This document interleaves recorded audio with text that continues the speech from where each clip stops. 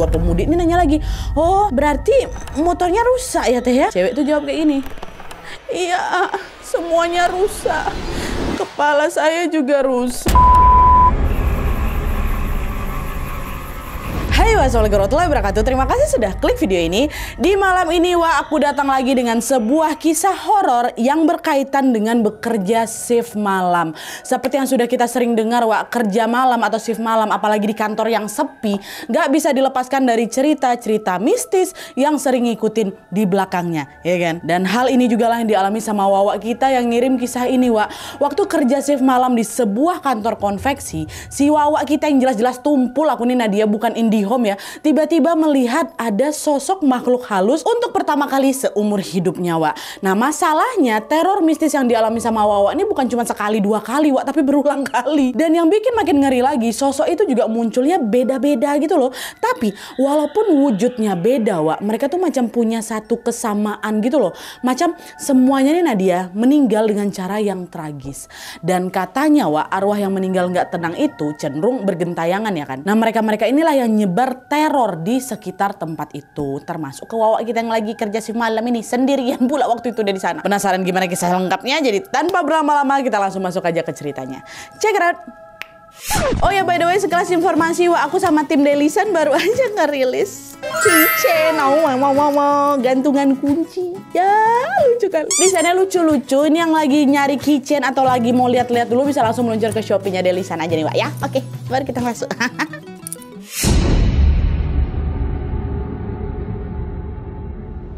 Oke, jadi kisah yang akan aku ceritakan malam ini dikirim sama kita yang bernama Mas Fajar dari Jawa Barat. Halo Mas Fajar. Nah, jadi pengalaman horor yang dialami sama Fajar ini terjadi pada tahun 2020 ketika dia bekerja di sebuah kantor konveksi yang ada di kotanya. Nah, jadi ceritanya di tahun 2020 itu Fajar ini diterima bekerja sebagai operator mesin di sebuah usaha konveksi. Nah, usaha ini bukan usaha yang besar-besar kali, dia ya sedang lah gitu. Dan usaha ini dimiliki oleh seorang laki-laki parubaya yang dikenal dengan sebutan Pak Haji ya. Nah, Pak Haji ini memberlakukan 3 shift pada karyawan-karyawannya. Ada shift pagi, shift siang, dan juga shift malam. Di hari pertama Fajar ini bekerja, Pak Haji ini ngomong ke Fajar, Fajar, mulai hari ini sampai seterusnya kamu saya tugasin di shift malam ya. Dari jam 11 malam sampai jam 7 pagi katanya. Kamu nggak sendirian kok, ada karyawan lain juga namanya Dito sama Agus. Mereka juga saya tugasin di shift malam juga katanya. Oh iya Pak Haji, nggak apa-apa. Saya juga kebetulan orangnya suka begadang, jadi nggak masalah kok kalau misalnya saya dapat di shift malam Pak, kata dia kayak gitu. Nah, selain menjelaskan tentang pembagian shift, Pak Haji ini juga berpesan supaya Fajar ini selama bekerja untuk selalu berdoa dan tidak banyak melamun, kata dia gitu. Nah, denger itu ya udah aku iyain aja lah Nadia, kan tanpa aku pikir macam-macam. Ya wajar aja lah Pak Haji pesan kayak gitu. Ya namanya kerja kan memang harus fokus, Nadia nggak boleh sering melamun nih, kata kayak gitu kan. Nah, udah tuh. Setelah mendengar pesan dari Pak Haji, Fajar pun mulailah bekerja di shift malam bersama 2 temannya tadi, Dito sama si Agus. Di pertemuan pertama itu Fajar cepat akrab dengan Agus maupun Dito, dan juga seiring berjalannya waktu Fajar udah mulai betah nih kerja di sana, ya kan. Tapi ketika Fajar mulai betah, kedua teman kerjanya yaitu si Dito sama si Agus ini tiba-tiba ngajuin resign, nggak tahu alasannya kenapa. Nah, dia resign mereka berdua, dan tepat di hari ketika mereka resign ini Pak Haji langsung tuh nunjuk 2 karyawan lama yang sebelumnya ada di shift lain untuk ngegantiin mereka berdua, ditugaskan di shift malam juga nemenin si Fajar. Nah, 2 karyawan lama ini namanya Aan dan juga Ucup. Nah selama Fajar bekerja dengan Aan dan Ucup, semua juga aman-aman aja, lancar-lancar aja lah gitu. Tapi waktu aku udah memasuki bulan ke-6 Nadia, nah disinilah tiba-tiba Fajar ini mengalami kejadian mistis yang nggak pernah aku bayangkan seumur hidup aku, dan baru masuk ke kisahnya.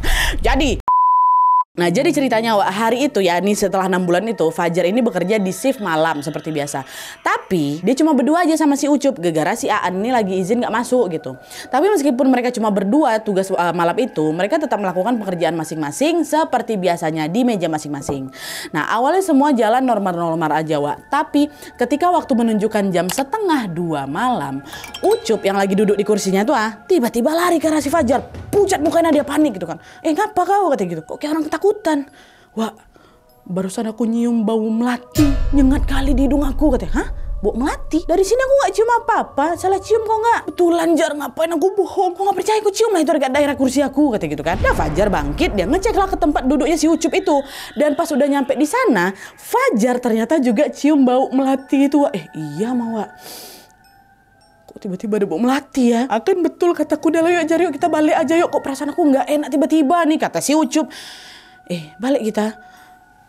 Tapi ya juga ya, perasaan aku juga jadi nggak enak nih. Udah lah yuk kita balik aja lah yuk. Besok aja kita bilang ke Pak Haji kalau misalnya kita malam ini balik lebih cepat, kata gitu. Nah by the way Wak, selama bekerja di sana, sistem mereka itu tuh mendapatkan upah secara harian gitu loh, bukan gaji bulanan. Dan selain itu, upah yang mereka terima ini juga dihitung berdasarkan berapa lama mereka bekerja, berapa jam mereka bekerja. Jadi kalau misalnya mereka kerjanya full nih dari jam 11 malam sampai jam 7 pagi, ya mereka dapatnya dibayar full gitu. Tapi kalau misalnya enggak, ya udah mereka akan dibayar sesuai sama jam kerjanya. Jadi nggak apa-apa di sana tuh Wak. Dah, balik gitu. Balik lah ini si Fajar sama si Ucup kan. Mereka keluar pergi ke parkiran motor nih.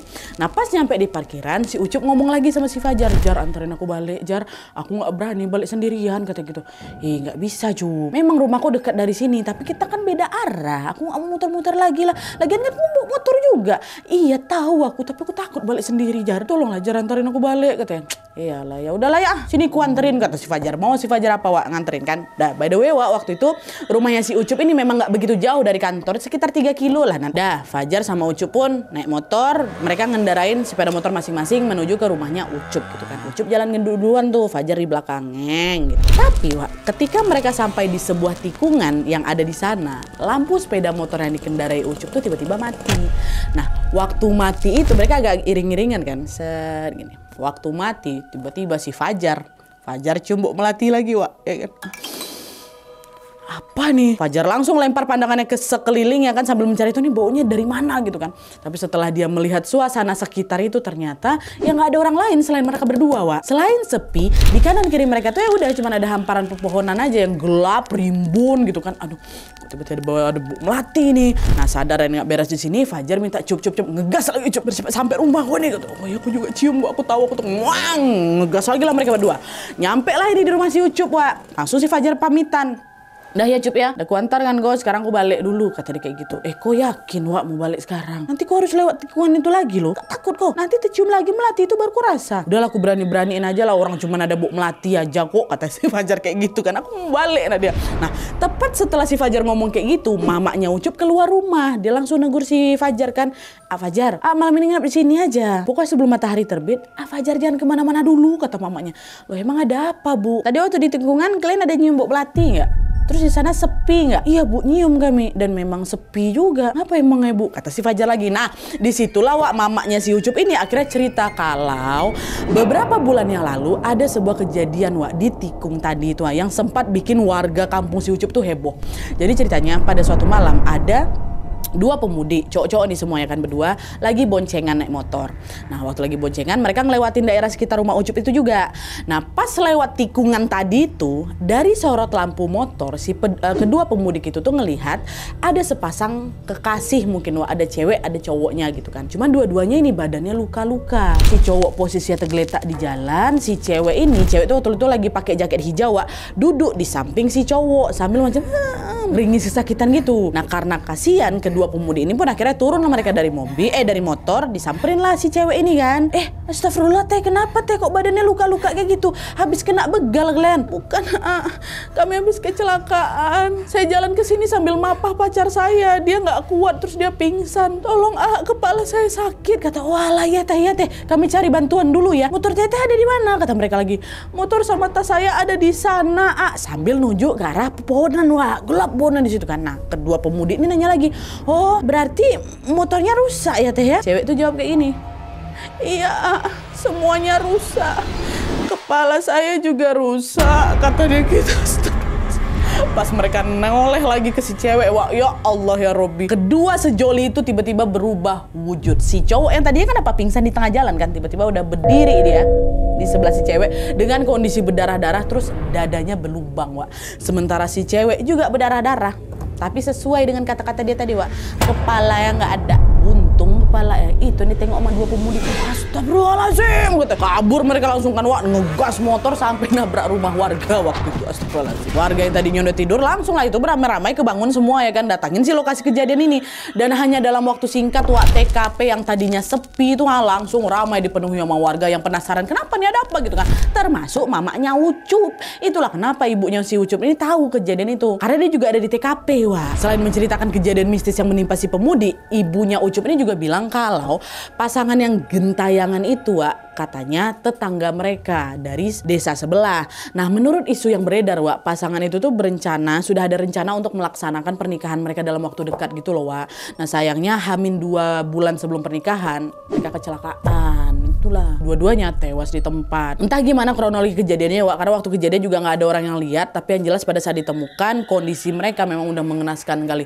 Seluruh tubuhnya si cowok tuh dalam keadaan yang berdarah-darah, terus dadanya macam luka parah gitu loh, Wak. Sementara yaitu si cewek kepalanya hancur macam terlindas sama ban kendaraan besar gitu loh. Nah, kondisi inilah yang membuat warga menduga kalau mereka itu ketabrak truk yang memang biasa ngelintas di sana. Kejadiannya mana? Di tikungan itu. Nah, setelah bercerita panjang lebar tentang kisah mistis di tikungan, ibunya Ucup nanya lagi, gimana? Masih pengen balik juga? Kok nekat balik-balik malam kayak gini, diganggu lo kok sama sosok tuh, mau? Nggak jadilah, Bu. Ya, siap. Saya akan bermalam di sini numpang ya, Bu ya, kata si Fajar. Udah, akhirnya malam itu pun Fajar nginap lah itu di rumah Ucup dan baru balik ke rumah paginya jam 7 pagi. Nah, setelah kejadian tadi malam, Wak, Fajar pun keesokan harinya kembali bekerja seperti biasa. Untungnya malam itu Fajar nggak mengalami kejadian mistis apa-apa lagi, Wak. Nah, kerja lagi. Selang beberapa minggu kemudian, Fajar balik lagi diganggu nih. Yang kali ini Nadia udah betul-betul bikin aku trauma. Kemarin kan cuma cium-cium bau-bau aja ya kan. Bau-bau aneh yang entah dari mana asalnya kan. Ini bikin aku trauma kali gitu. Jadi ceritanya, Wak, di hari itu Fajar ini berangkat kerja sekitar jam 10 malam. Sesampainya di kantor, Fajar menerima pesan dari dua kawannya, si Ucup dan si Aan, yang ngasih tahu kalau, Wak, aku nggak masuk kerja ya malam itu. Dua-duanya bilang kayak gitu. Sendirian lah si Fajar tugas malam tuh kan. Tapi udahlah, bantai kalian yang aku mau dapat duit gitu. Nah, pas lagi asik-asik kerja, tiba-tiba hujan deras turun gitu. Semakin lama suara hujan itu juga makin terdengar kencang. Gegara genteng kantor aku tuh dari asbes, Nat, katanya. Lalu di tengah suara hujan yang berisik itu, hawa di sekitar Fajar itu tiba-tiba nggak enak gitu, langsung berubah gitu. Kok nggak enak ya situasinya ya. Sebelum-sebelumnya aku pernah kok kerja di sini hujan-hujan sendirian pernah juga. Tapi ngapa kok malam ini nggak enak gitu suasananya. Nah, khawatir terjadi sesuatu, Fajar pun jadi mikir apa aku izin balik duluan juga aja ya. Toh aku juga sendirian malam ini. Udah nggak betul ini suasananya. Tapi nggak bisa juga. Besok ada cicilan yang harus aku bayar. Lebih seram nggak bisa bayar hutang lagi, Nat, dibanding gangguin setan katanya. Nah, karena berada dalam kondisi yang terdesak, Fajar pun memaksa untuk menepiskan pikiran buruknya dan balik bekerja. Udah kerja kalau biar aku dapat duit kayak gitu. Pas baru aja aku mulai kerja, Nat, ekor matanya Fajar ini menangkap sebuah bayangan seseorang yang masuk ke dalam kantor lewat pintu garasi. Waktu aku tengok lagi karena ternyata yang barusan masuk itu ibu-ibu Purbaya gitulah. Dia pakai terusan motif bunga-bunga. Aku nggak tahu itu daster atau apa, tapi pokoknya ada motif bunga-bunga lah gitu. Dan seluruh bajunya basah kuyup macam habis kehujanan. Masuk dia. Nah, selain itu, Wak, si Fajarnya juga notice rambut ibu tuh acak-acakan kali. Terus ya masuknya gini, kosong macam orang linglung gitu, Wak. Penasaran si Fajar, ini siapa ibu-ibu ini nih? Fajar nanya tanpa meninggalkan tempat duduknya. Dia bilang, ada perlu apa, Bu? Katanya kayak gitu. Raut wajahnya tetap datar, Wak. Nah, baru nih si Fajar bangun dari tempat duduk, didekatinya lah ibu itu. Bu, maaf, ibu ada keperluan apa? Kata dia gitu. Tepat setelah pertanyaan itu terucap, Wak, tiba-tiba ibu tuh berubah wujud. Seluruh bola matanya langsung hitam, wajahnya rusak, dan seramnya lagi, Wak, tubuhnya tuh tiba-tiba sebelum melayang udah nggak dapat tanah lagi. Langsung astagfirullahaladzim, hantu, berlari dia masuk dalam toilet, dikuncinya pintu tuh ada dia, astagfirullahaladzim. Wah, itu betul-betul di level puncak traumatis aku. Nah, dia baru pertama kali itu aku ada hantu kayak gitu, kebetulan melayang, dia mukanya rusak. Astagfirullah. Aku tuh tumpul setumpul-tumpulnya. Nggak pernah nengok penampakan sama sekali. Jadi apa nggak trauma dia di dalam kamar mandi. Astagfirullah. Takut dia kan. Nah, diam aku di sana di toilet tuh nggak keluar aku sampai aku nunggu azan subuh datang.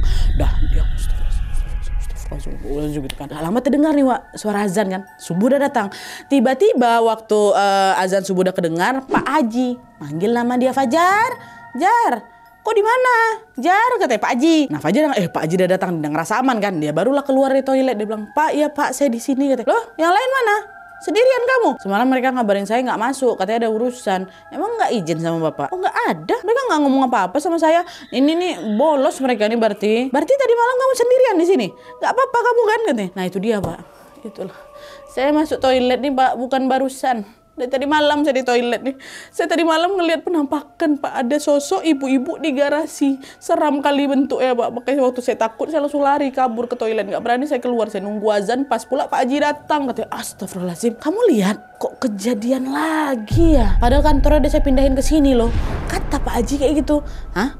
Pindah ke sini Pak? Maksudnya di situ loh Pak Haji cerita kalau karyawan-karyawan mereka di tempat lama itu tuh memang udah sering diganggu sama sosok ibu-ibu kan, bajunya baju bunga kan, kata Pak Haji kayak gitu. Iya Pak kayak gitu. Nah karyawan sebelumnya juga sering diganggu sama si sosok ibu-ibu ini Wak. Nah menurut desas-desus warga, si sosok ibu itu tuh dia katanya bergentayangan dan arwahnya itu tidak tenang karena dia meninggal dengan cara mengakhiri hidupnya sendiri. Nah ibu-ibu itu awalnya cuma nampain ke sebagian karyawan aja nih di tempat lama ya, tapi makin lama kok sosok tuh jadi makin sering muncul lagi dan juga mengganggu ketenangan karyawan-karyawannya. Segala cara udah dilakukan sama Pak Haji Wak untuk mengusir si sosok ibu-ibu ini, tapi nggak juga berhasil. Makanya karena nggak ada pilihan lain, Pak Haji pun memilih untuk memindahkan lokasi kantornya ke tempat yang sekarang ini tempat si Fajar kerja. Tapi setelah tahu kalau Fajar dihantui sama sosok yang sama di situ, makanya Pak Haji tuh baru mikir lagi, nih kenapa sosok itu masih juga muncul ke sini? Kita udah pindah loh. Kan Pak Haji mikirnya apa? Mungkin di sana tuh lah tempat dia, habis itu kita kerja di sana, makanya dia gentayangan di sana nggak suka ada kami gitu kan, kami pindah, masih juga ngikut. Dan karena khawatir dengan keselamatannya si Fajar, Pak Haji pun akhirnya mengizinkan Fajar balik meskipun jam kerjanya udah selesai. Udah kamu balik aja lah dulu, nggak usah nunggu jam 7 katanya. Nah dah makasih ya Pak ya. Nah waktu dia nyampe di rumah, Fajar langsung menceritakan kejadian horor itu kepada istri dan juga kepada kedua orang tuanya Wak. Dengar cerita itu mereka langsung nyuruh, udahlah resign aja lah cari aja tempat kerja lain gitu. Cuman di situ Fajar tuh belum mau resign Wak, gegara upah di tempat Pak Haji ini nah dia lumayan besar. Udahlah nggak apa-apa Bu yang gitu, udah aku tetap kerja di sana lah, ini demi kalian kok, kata dia kayak gitu. Nah di saat Fajar berusaha lagi mengumpulkan keberaniannya lagi-lagi ada lagi kejadian dia. Jadi kejadian berikutnya Wak ya, baru 2 hari setelah mengalami kejadian kemarin, Fajar kan tetap berangkat kerja jam 10 malam waktu itu. Tapi waktu nyampe di kantor, 2 kawannya lagi nih belum juga datang-datang. Si An sama si Ucup gak datang Wak, sampai jam 12 malam gak juga datang-datang. Fajar coba tuh ngubungin mereka berdua, si Ucup ditelepon, si An ditelepon, gak direspon sama mereka. Sendirian lagi aku. Nah di situ takut lagi si Fajar Wak. Akhirnya udahlah, nggak enak perasaan aku nih, balik aja lah aku. Cuma dia sempat nelpon Pak Haji, Pak Haji maaf Pak, boleh nggak saya pulang duluan Pak, Ucup sama si Aan nggak datang lagi nih, saya takut nanti didatangin lagi sama si ibu itu. Oh alah ya udahlah nggak apa-apa, balik aja lah kamu, hati-hati di jalan ya, jangan lupa berdoa, kata si Pak Haji lagi. Oh siap Pak, makasih banyak Pak Haji ya gitu. Baliklah itu si Fajar Wak, lewat rute biasanya Nadia. Tapi waktu dia sampai di area tikungan kemarin lagi Wak, Fajar nengok ada cewek berjaket hijau tanpa kepala lagi berdiri ngebelakangin aku tapi di depan. Ya. Fajar langsung notice, ini penampakan korban kecelakaan itu tuh. Astagfirullahaladzim, kenapa dia ada jaketnya hijau, dia gak ada kepala kata. Di situ aku nggak punya pilihan lain selain aku gas semua, ya udah harus kulewatin si cewek kan, wang gitu. Betul Wak, lewat kan, kulewatin ada baju hijau, coy. Baru nggak, astagfirullahaladzim, dia ngelewatin baju hijau. Terus dengan segala keberanian dia kan, geng. Waktu udah dipotongnya si cewek ini Wak, rupanya di depan muncul lagi ada sosok laki-laki, wajahnya berdarah-darah, tangan kanannya patah, udah macam hampir lepas gayung-gayung gini. Nah dia berdiri tepat di depan sepeda motornya. Baru dia macam tuh, datang depan motor aku. Astagfirullahaladzim, uang. Tapi sempat ngelak Wak si Fajar tuh, nggak ditabrak sok-sok tuh. Astagfirullahaladzim, memang betulan kata Mama Ucup, jangan lewat sini malam-malam ya Allah, kebetulan nengok dua-duanya, kata dia kayak gitu. Nyampe di rumah, Pak, Ibu buka ini Fajar, tolong buka pintunya. Kan panik lah si Fajar kan Wak. Langsung bangunlah itu seisi rumah. Jar, kok udah balik jam segini? Iya Bu, aku balik duluan Bu, Ucup sama si Aad gak masuk. Kenapa kamu? Aku di jalan tadi nengok penampakan lagi Bu, itulah ada 2 sosok yang kemarin aku cerita tuh Yang Mama Ucup bilang, ada aku nampak Bu, ada cewek baju hijau, gak ada kepala ya. Ada laki-laki di tengah jalan berdarah-darah juga. Astagfirullahaladzim, udah masuk. Udah Jar, makanya turutin aja lah kata ibu. Nggak usah lagi kamu kerja di sana. Coba cari pekerjaan yang lain yang jam kerjanya pagi. Tapi kayak mana Bu? Upah di sana lumayan besar. Udah lah Bu, nggak apa-apa Bu. Besok coba Fajar pastikan dulu sebelum berangkat kerja si Aan sama si Ucup datang kerja apa enggak. Kalau mereka datang, Fajar kerja. Kalau mereka nggak datang, udah Fajar nggak usah kerja. Kata siapa si Fajar kayak gitu. Kamu nih bandel, ibu bilang. Udah Bu, nggak apa-apa, besar uangnya. Nah, setelah kejadian malam itu, di malam berikutnya Fajar yang butuh uang ini berangkatlah kerja lagi, Wak. Dan pas sudah nyampe di sana, Fajar dapat kabar nih dari Pak Aji kalau Ucup resign, Wak. Resign. Entah apa alasan si Ucup tuh resign, tapi yang jelas hal itu yang membuat karyawan yang bekerja di shift malam cuman tinggal 2 orang aja, cuma si Fajar sama si Aan, ya kan. Ucup resign. Kedua orang yang tersisa ini, Wak, rajin tuh masuk kerja nih. Aan yang dulu sering bolos, sekarang udah nggak pernah bolos-bolos lagi gitu. Nah, masuk nih kompak nih berdua nih, nggak ada yang sering nggak masuk dah dia, selalu kompak kami datang gitu. Dan karena mereka selalu kerja berdua, baik Aan maupun Fajar, entah kenapa udah nggak pernah diganggu-ganggu lagi, Wak. Sampai akhirnya pada suatu hari Fajar ini izin nggak masuk kerja. Fajar yang izin ya, si Wawa nih. Gantian lah Aan yang dekat kantor sendirian, gantian dia yang ngalami kejadian horor, Wak. Oke. Nah, jadi Fajar kan nggak masuk, tapi dia belum bilang sama Aan dia nggak masuk, Wak. Fajar tuh cuma bilang ke Pak Haji aja, sengaja si Fajar memang sengaja aku nat kata. Orang dia kemarin bolos kerja nggak ngabarin aku kok, sekarang bergantian aja. Nggak mau aku kabarin dia biar datang bertahu dia sendirian di situ rasanya kayak mana, kata si Fajar kayak gitu dah. Dan nih di sisi lain Aan yang sendirian di kantor nggak ngeh kalau Fajar nggak datang. Waktu ditanya nggak aku angkat, dia berai dia sendirian di situ. Di malam itu, Wak, ternyata si Aan diganggu 2 kali. Oke. Cerita pertama, waktu itu Aan lagi bikin kopi, Wak. Lagi bikin kopi. Setelah kopinya selesai, ditaruhnya nih di meja dia, nggak langsung dia minum, Wak, ditaruh aja. Dia lanjut kerja lagi. Mungkin karena si kopi itu lagi panas gitu, jadi nggak langsung diminum. Nah, beberapa saat kemudian ketika dia udah mau minum itu kopi, Wak. Kopi itu kok berkurang drastis kopi aku. Dari yang awal itu full 1 gelas, Wak, sisa 1/4 gitu. Macam udah diminum orang. Apa tumpah kopi aku nih? Dicek sama di sekitar nggak ada tumpah. Di bawah nggak ada tumpah. Di jalan waktu dari dapur ini nggak ada juga tumpah. Nih kayak ada yang minum lah nih ya. Merinding siaan, Wak. Tapi macam mana kerjaan aku belum selesai nih. Ya udahlah lanjut kerja dulu gitu kan. Pas dia lagi lanjut kerja ini udah mulai fokus, udah mulai agak terlupakan lah masalah kopi ini ya kan. Tiba-tiba astagfirullah, ada lengan yang tidak ada badannya melayang deh dari luar menuju ke dalam kantor. Lengan masuk, lengan melayang. Astagfirullah apa tuh? Ya Allah, dia langsung tutup mata ya kan. Dan waktu dia buka udah nggak ada lagi, hilang gitu lengan melayang, Wak. Gara takut dia kan, nggak ada cerita nih, kabur ya, ditinggal kantor. Pergi dia berlari ke rumah Pak Haji tapi, Wak, saking takutnya dia nengok lengan melayang tuh kan, begini, Pak Haji, mau Pak Haji gitu. Rumah Pak Haji dekat dari situ, memang nempel lah kayak gitu.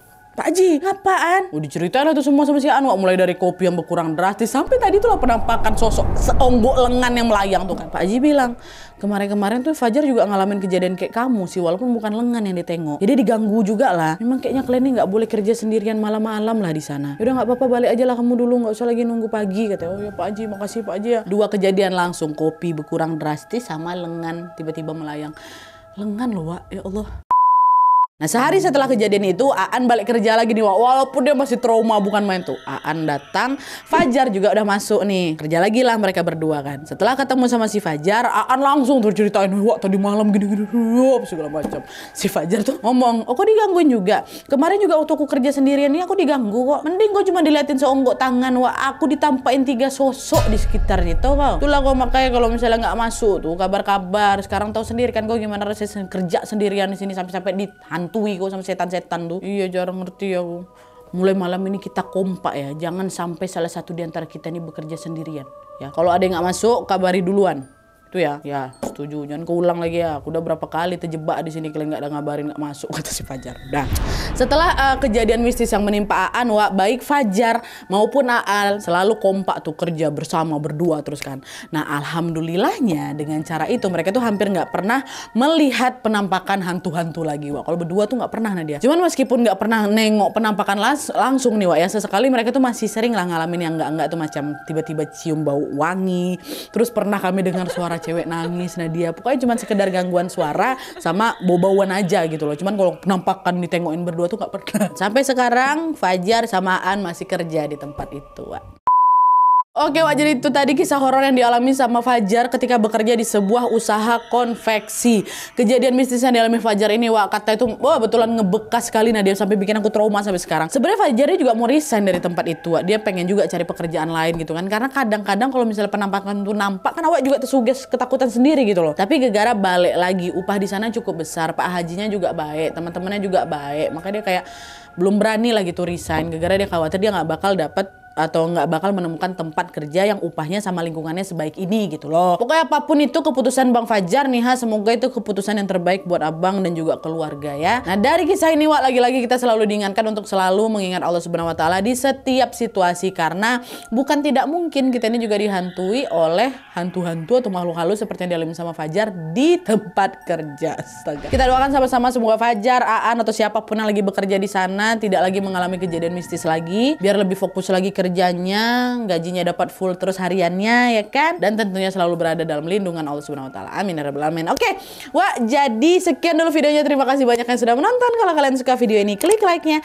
Jangan lupa komen di bawah tidak ada dan saran-saran untuk selanjutnya. Jangan lupa nyalain notifikasi ya supaya kalian tahu kalau aku upload video baru. And as always jangan lupa untuk klik tombol subscribe supaya kalian sama-sama tahu informasi menarik dan menegangkan dari channel aku. See you next video, bye.